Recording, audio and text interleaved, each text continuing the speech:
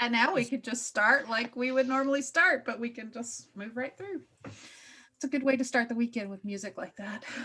I know, I love it. Mm-hmm. I actually sat and listened to several other pieces this morning too, because it's on YouTube, so you get all these suggestions after. Yes, yes. And I'm like, oh, I want to listen to this one. Ooh, let's try that one. Well, if you ever need any other good ones to listen to, I could suggest a few awesome ones. I would love that. We need Kahle's classical music playlist. Yeah. I wish I had made the playlist, but I'd get paid more money. I just write the intros. There you go. Sorry, I'm pushing Oh buttons, so I man, don't that was really fun and really different for me. I'm excited to hear what you wrote. Yeah, this is I'm never. Yeah. Anyway. Okay, so let's do a quick intro then. I think I'm recording. Yes, I am. So let's do a quick intro and then we can just get into it and you can talk about it. We'll let you start, Kahle. Welcome to the Loose Leaf Author Podcast. I'm Kahle von-bose. I'm Hillary Charity Sperry. Bradford. Every time.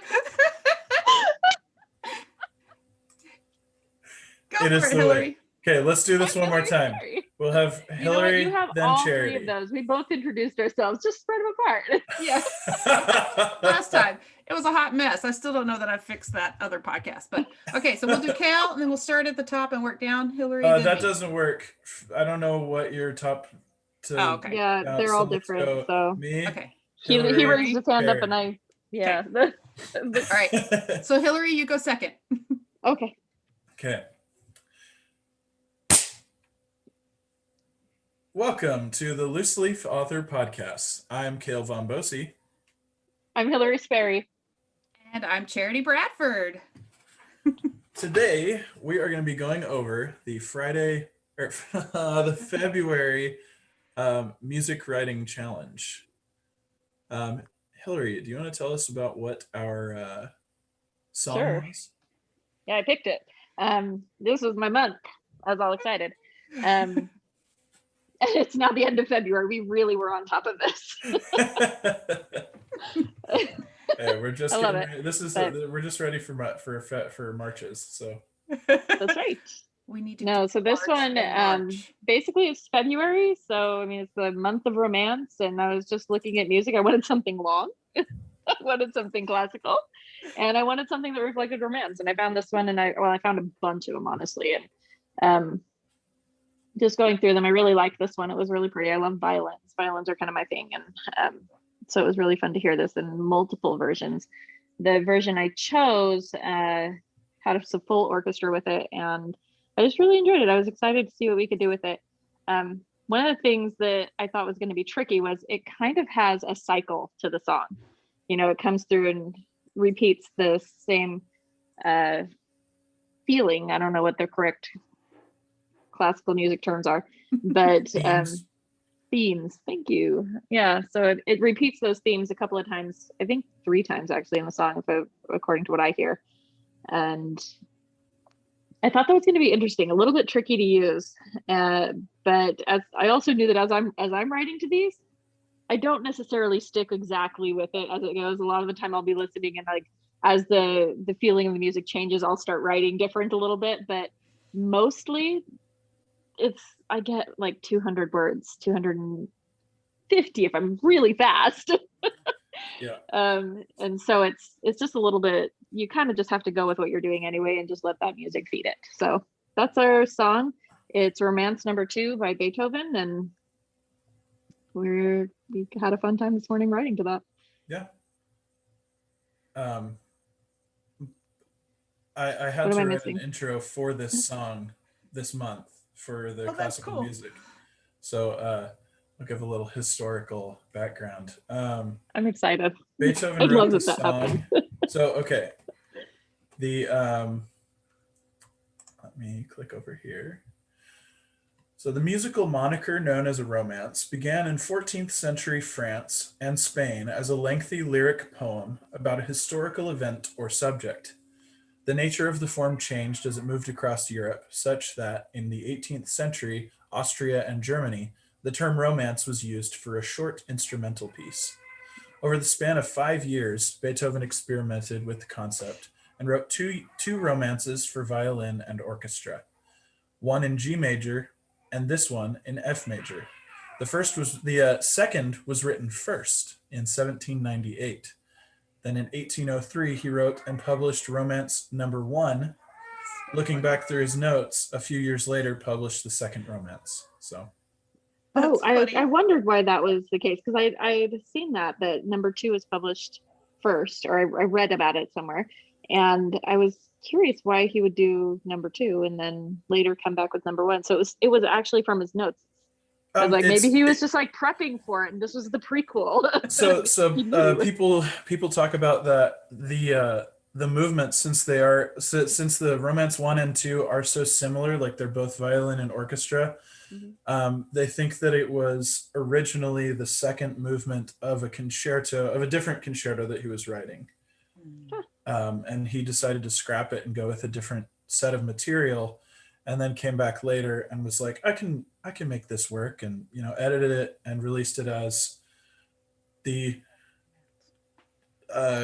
chronological number 1 becomes piece number 2 because it was published afterward. So That's cool though. That's cool. It's like authors who write a series and then go, hey, I need a prequel. Yes. Here's my material. It feels very familiar in process. Here's all the stuff I cut from the series, but I want to keep it. That's right. Yes. Let's make a new one. So yeah.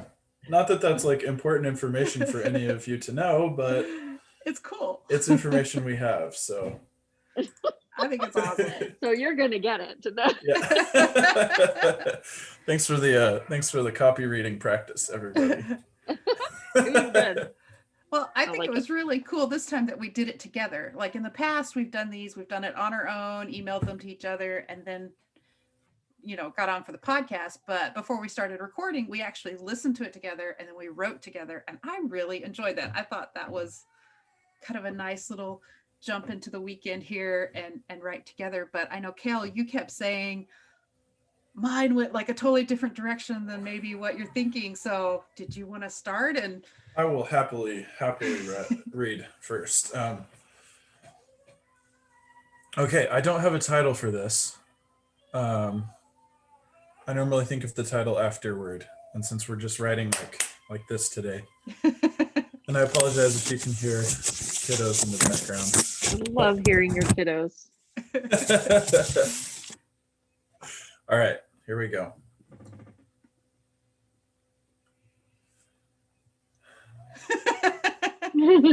Hey, ours are all rough too. I got You got nerves. this. I got nerves going. This is weird. No, it's definitely different than usual. Yeah, because you Yeah. feel like it's more live. Like, okay, this is happening as we Well, do and it. I do usually go back and like just touch things, a little bit. I used this word Yeah. like 5 times in that sentence. All right, well, here it It's all goes. Here it good. goes. Stella walked across the hall, balancing 3 piping hot plates on her padded left arm. The elderly gentleman at the table she approached subdued their conversation and politely grinned at her. She placed a dish down for each of them. They nodded courteously but offered no words of thanks. Enjoy your dinner, sirs, she bowed, turned and walked away.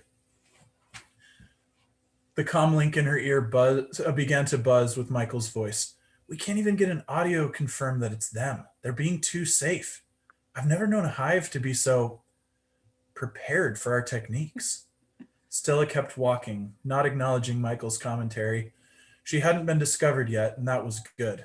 He was right, though. Of all the hives she had uncovered, none had ever anticipated their methods so precisely.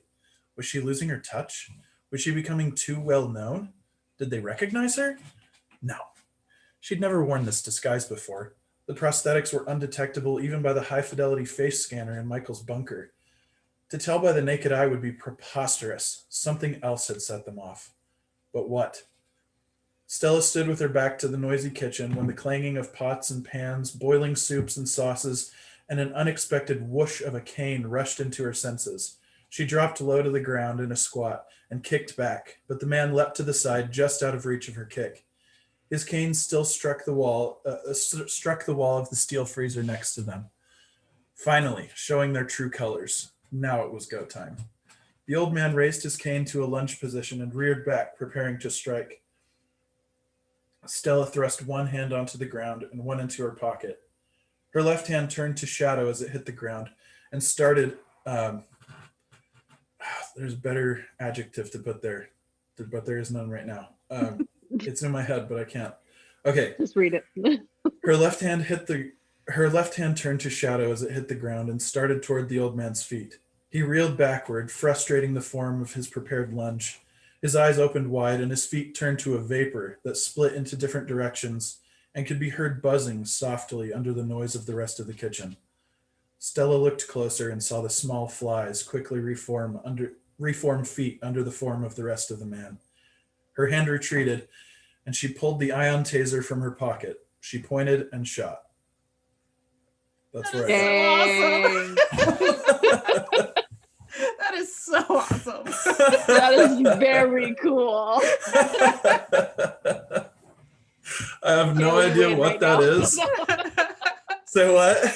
I said you win. That's so cool. Yeah, we're I love done. this idea. I have no idea what that is, but that's what I thought of while I was. That is so cool. Freaking awesome. So you could probably tell us what it was in the music that sent you down that path, because that's really, like you said, that's really different. I love it. So when I listened to it initially, when Hillary sent it, before I realized I had to write it, I got one listen in and I was like, okay, cool. I'm gonna write this either tomorrow or in the next couple of days. And then later that day, I found out that I had to write it, and so I was like listening to it like 100 times. But the image that I got in my head was of like, I don't know, not Ratatouille, but if you just think of that kind of setting, like a really fine dining establishment. And then I was like, okay, so the waiter or waitress. And that's pretty much all I had. I was like, something is going on with the waiter, waitress, and they are going to do something. Something unexpected is going to happen. And so that's what So cool. that's all the notes that I had. That's all the thought that I really gave to it. That's So. so cool. I love it. I actually feel like sometimes I do better when I don't give it a lot of thought. Like when I make a lot of notes, like I've listened to this one a few times because I kept thinking, well, one, I had to find it. And then I kept thinking, oh, I'm going to do this now. And so I'd listen to it and then I wouldn't have time because I'd start listening to all the other classical music songs. And so it never did work out.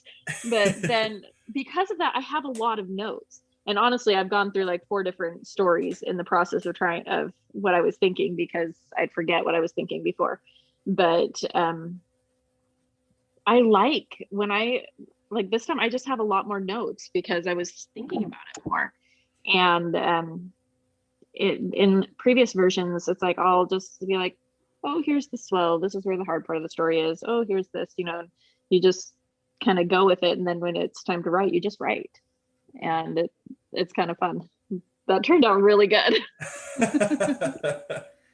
Well, Let's hear yours. Yeah. All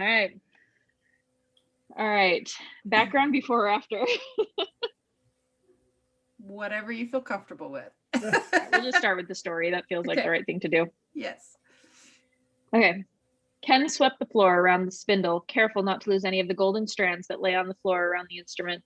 Clara lay on the bed in the corner, her features relaxed in sleep. She was so beautiful. When he cleaned around her, he would have to be careful that he didn't try to carry her golden strands away with the king's gold. Wow, that's a lot of gold, like I said. It was several hours before she woke. The gold was piled in the spindle, tucked carefully in the corner. Clara, how are you feeling? I'm fine, tired. She smiled, her fingers sparked as she examined the spindle. It happened every time. Her magic seemed to wake at the sight of it. Ken wanted to reach out and calm the magic. It looked painful. He didn't know how she would ever continue this way. He stood, coming closer, just wanting to touch her, to be near. Of course, she'd never approve. The door of the tower room creaked, and Ken cast himself behind it. With no magic of his own, all he could do was watch and try not to be noticed as the king entered. He carried a robe, crusted in jewels and fine golden threads, likely the very ones she'd woven across the neckline and shoulders. Clara gasped and ran to him, embracing him, as she would never do for Ken. The king kissed her lightly and draped the robe around her shoulders. When she wore the beautiful drape, it looked as if a canister of treasure had been spilled across her. She was stunning. Of course, Ken knew how beautiful she was even without the finery and jewels. He watched from behind his wooden shield as the king turned her around and then stopped to inspect his treasure. You've done another fine job. I would choose you for my queen if you can provide this wealth for my kingdom. Ken seethed. I like it better with no notes, but that's the extent of how far we got. I think the reason I like it better with no notes is because it really can be a complete story, whereas now it's like I have this entire story plotted. That's awesome. No, so basically what I was headed towards, I'm waffling a little bit, but I want to do a Rumpelstiltskin retelling where she's in love with Rumpelstiltskin. And she's doing this, the whole storyline, I don't know, but like I could see like the whole firstborn child thing is taken away, and I don't know if Rumpelstiltskin he's the king and he's trying to help her. In this version, Rumpelstiltskin is like he's just like a servant. And sounds like he's a guard. No, he's a servant. Okay. And where I was going with it was she's kind of a witch queen person, whatever girl, and she's been in prison, so she's making the gold, and Ken Rumpelstiltskin is the servant, and he's cleaning up after everyone. She doesn't actually know him. He has fallen in love with her, but basically this is just the beginning of the story, almost like the prequel, as it were. That's awesome. Because eventually she's in love with the king. She's doing this so she can be a queen. She really wants power more than anything, and as most witches seem to do.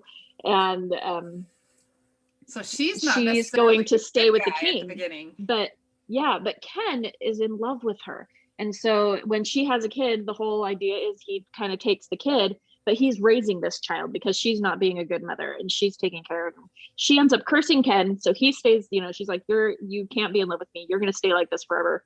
And so then he raises the daughter, but then is able to fall in love with the daughter, and that's where the actual Rumpelstiltskin story comes in, I think. Wow, that is like fascinating. And that's bizarre. And I'm like, this would be really fun if I could get into it and like really do this. Yes. And like totally flip it. Oh, and I want her to teach him how to spin gold. That's her whole thing. Like, she's like, okay, I have to keep doing this so that it'll work. So I'm going to teach you how to do it so you can make the gold while I go gallivant with the guy I actually like. Yeah. So I love it. You totally have to write my notes are better than my story. But now you have to write it. Yes. So, I have several fairy tale stories I want to write, but fairy tale stories are kind of done right now. I feel like they still happen. We still like them, but they're not as popular as they used to be. Yeah. So you write them now, so when they come back, you're ready. Because they will come back. They always do. They always do. Recycle, just like the themes of the music.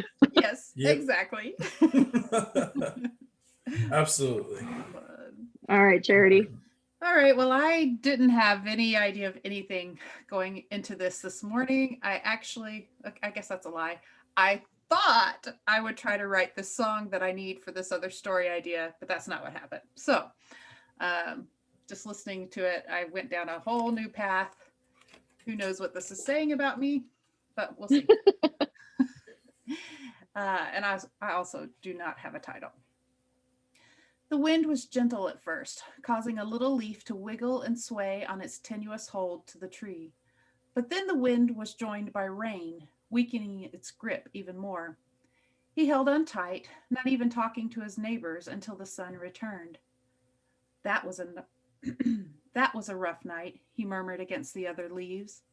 Yes, someone replied. Soon we'll let go and start our adventure, another said. Adventure?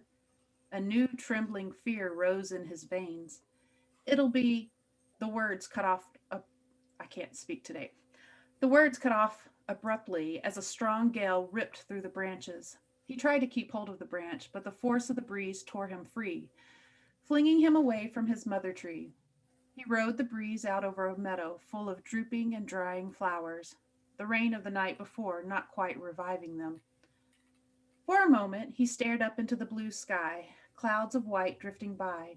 Then he flipped and spun, the colors of the world flashing and changing to blue in a series of scenes too quick for him to grasp. The wind slowed. He drifted toward the ground, where another draft caught him, jerking him in a new direction. Over the riverbank he went. The gurgling brook tumbled over small stones and large, bubbling, talking, laughing at him as he traveled along its course. The water grew louder, more boisterous in its speed. A surge of energy lifted him several feet higher before throwing him out and over the falls. Water dampened his body. Strong winds buffeted him back and forth. He couldn't focus on anything but the spray. And that's as far as I got. So That's cool. I have the Very notes of where interpretive. he's going next on his adventure. So Yeah. it gives me a lot That's of cool. ideas and like tie-ins to other things. Yeah. So he's It's Did gonna you kind of know- a fun practice of just being free, just Yeah. letting your writing do whatever it wants. And I don't know, when I started listening to the song, that's kind of how it felt. It's like the whole beginning of that piece is so much more emotional than anything else. It doesn't paint Yes. as many pictures as some. It's just kind of like this free flowing. It is. It's more emotion than scenes that come to mind. At least that was for me. And like my idea, I was really hoping I had the whole short story. So I think another 200 words, I should be able to wrap that up. So it'd be almost more, Awesome. Basically he'll end up in a neighborhood, fall to the ground, then he'll get raked up into a leaf pile. Very nice. Is this the short story for our podcast? Yes. That's Maybe awesome. it could be. Yeah. That's awesome. I've been thinking a lot about the whole author imposter and the way our minds. So for me, that was like the way my mind is blown and shifted, and you spin so fast sometimes you can't focus. And Man. but anyway, I don't know. I feel like the author imposter thing is not where my mind is these days. I don't know. I feel like I'm putting so much time into just doing that it's not, I know I'm not like the greatest author out there. I know I have a long way to go, Yeah. but you're it doesn't feeling good. feel like that, And you're the imposter doing. syndrome thing right now. It's Yeah. just plugging along. That's where we are, really. Yeah. I saw a quote this last week that I don't remember who it was by. I'd have to look it up, but it was something along the lines of, half of the industry is all luck and half of it is just us authors plugging along. Yeah. So it's just like, here we go, I'm just plugging along. Yep. Maybe someday luck will find me.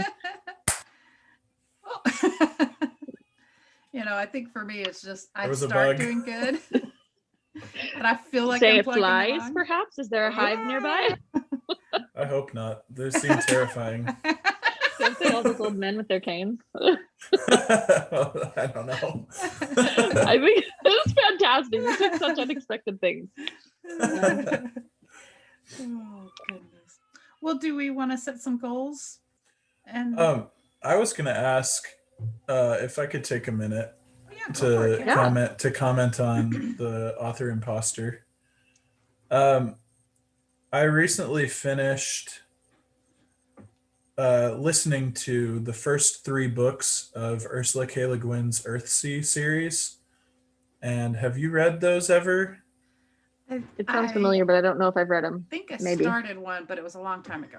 Okay, the first one is really not like anything I usually listen to.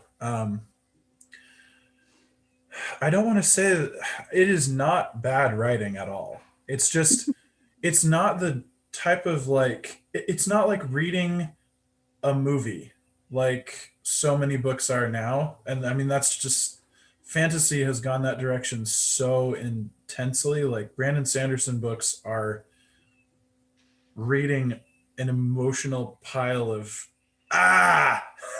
it's so heavy. And Ursula K. Le Guin's first book in the Earthsea series is a lot more subdued. It's a tale. It literally feels like the way you would imagine an old bard telling a story. Like, he's not going to break off into all these multiple points of view. It's just what happens to this character. Yeah. The second book gets into the head of a character who is not the main character from the first book, and halfway through introduces the main character from the first book, and the adventure proceeds from there. And the third book is from the point of view of another character and his interaction with the main character from the first book. But ultimately, all of it is telling the story of his name is Sparrowhawk. And where the third book ends, everything that happened built up to it. And they're short. They're short books, but I found myself just as emotionally invested in the story of Sparrowhawk as I did with anybody that I'm reading of Brandon Sanderson, who I've like sunk well over 100 hours of time just listening to. Yeah. Mm-hmm. But, you know, I listened to those 3 books in half the time of the first book of the Stormlight Archive.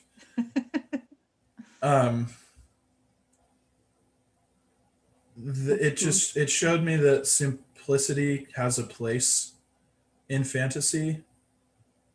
It doesn't have to be all this crazy, intense stuff, and so I still think I'm looking for a good middle ground where I can have a more involved story.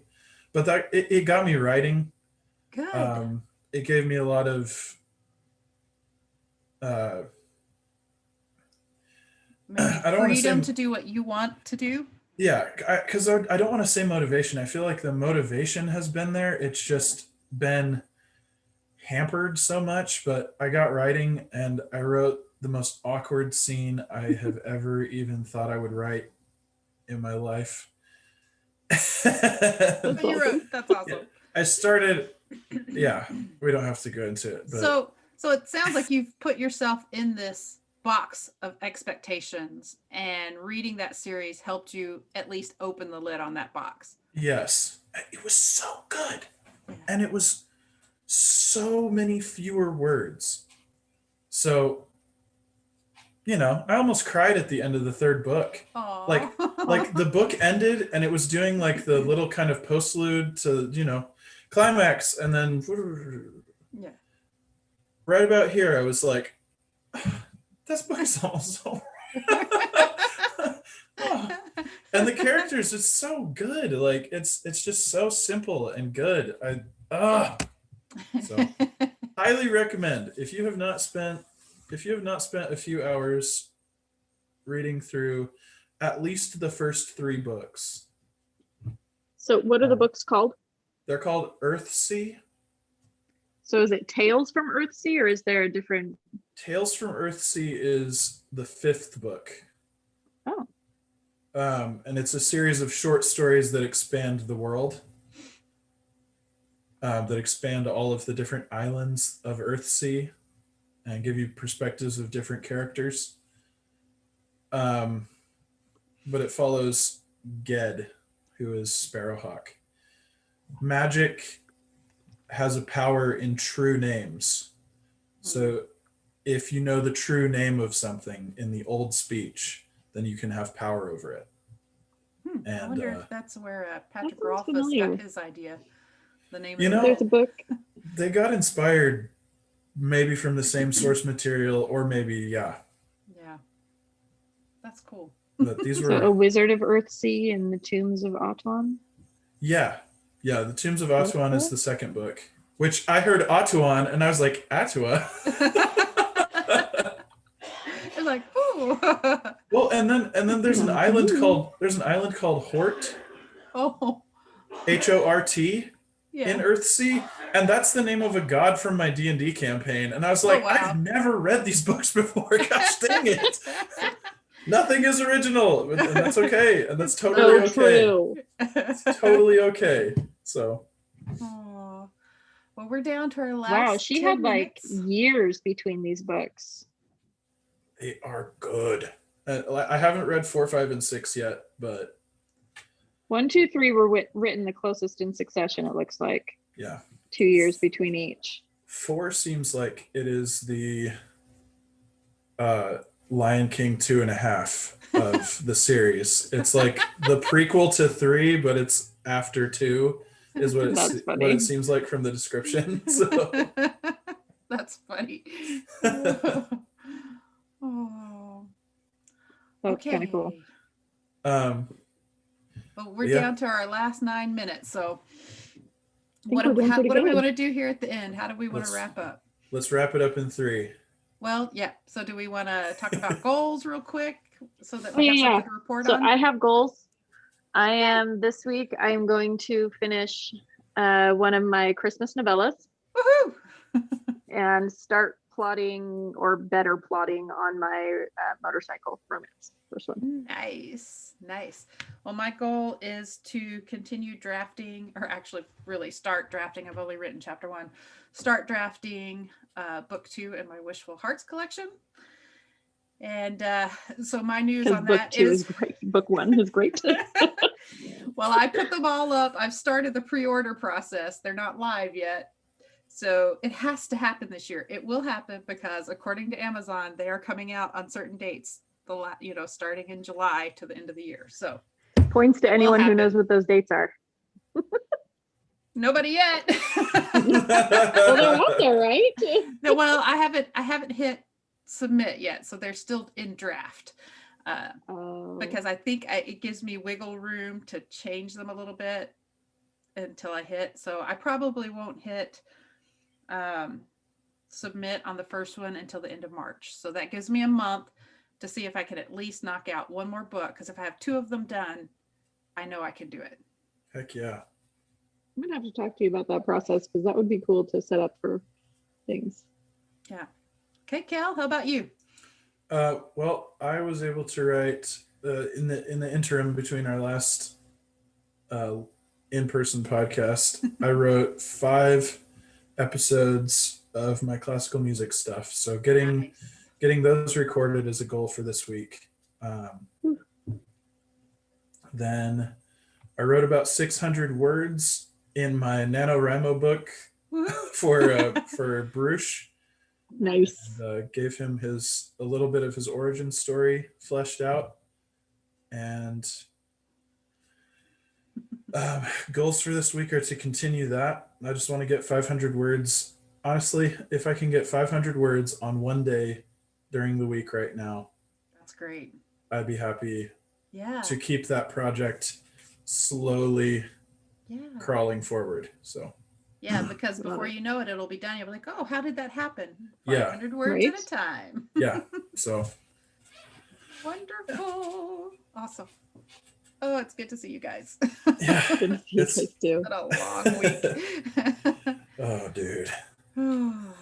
All righty. Well, Cool. Any big advice you want to end on that you have to share with our listeners? just Other than- keep writing. Keep writing. Or Or start writing. start writing. I love it. It works.